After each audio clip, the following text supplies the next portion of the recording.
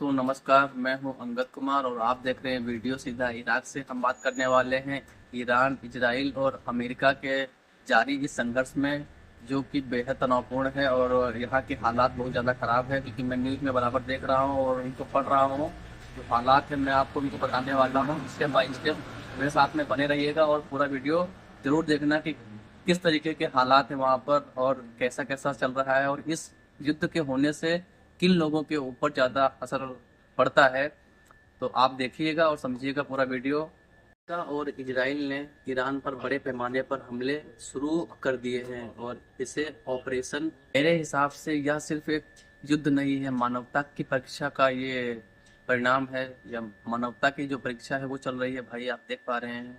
और हर दिन खबरों में आप देख रहे होंगे, पढ़ रहे होंगे, समझ रहे होंगे। आपसे युद्ध का असर सिर्फ बॉर्डर तक सीमित नहीं रहता है, जिसके साथ साथ में अंतर्राष्ट्रीय जो फ्लाइट्स होती हैं वो बंद हो जाती है। आम नागरिक का जीवन अस्त व्यस्त हो जाता है। महंगाई इतनी बढ़ जाती है कि कुछ खाने के लिए नहीं होता है। आम जनमानस घर से बेघर हो जाते हैं, रहने के लिए घर नहीं होता है, खाना खाने के लिए खाना नहीं होता है, भुखमरी जैसे हालात पैदा हो जाते हैं। और इनके साथ ही गैस की कीमतों में, तेल की कीमतों में इतनी उछाल आ जाती है कि लोग अपनी जेबें तक नहीं संभाल पाते हैं। तो ये सब हालात पैदा हो जाते हैं एक छोटे से युद्ध के शुरू होने से। मैं तो यही चाहता हूँ कि दुनिया में हमेशा अमन, चैन, शांति कायम रहे और लोग अपना अपना सपना पूरा करते रहें। धन्यवाद दोस्तों।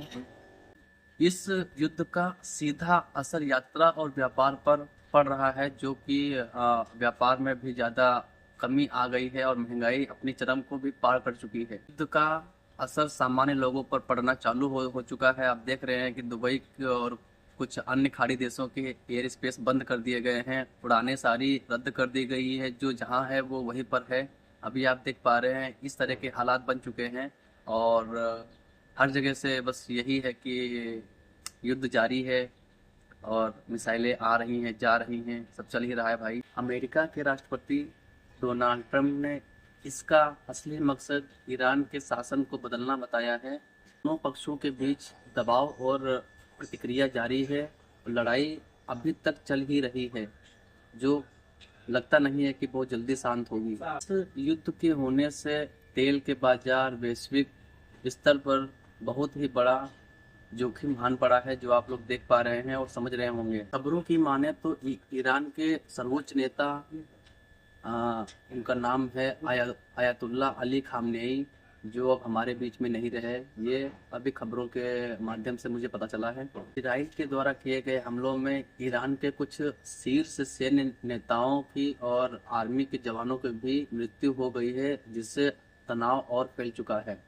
का असर आप साफ देख रहे हैं कि ये अब क्षेत्रीय संघर्ष से एक बड़े युद्ध पैमाने की ओर बढ़ता हुआ दिख रहा है, जो नहीं होना चाहिए। इसे ऑपरेशन एपिक फ्यूरी नाम दिया गया है।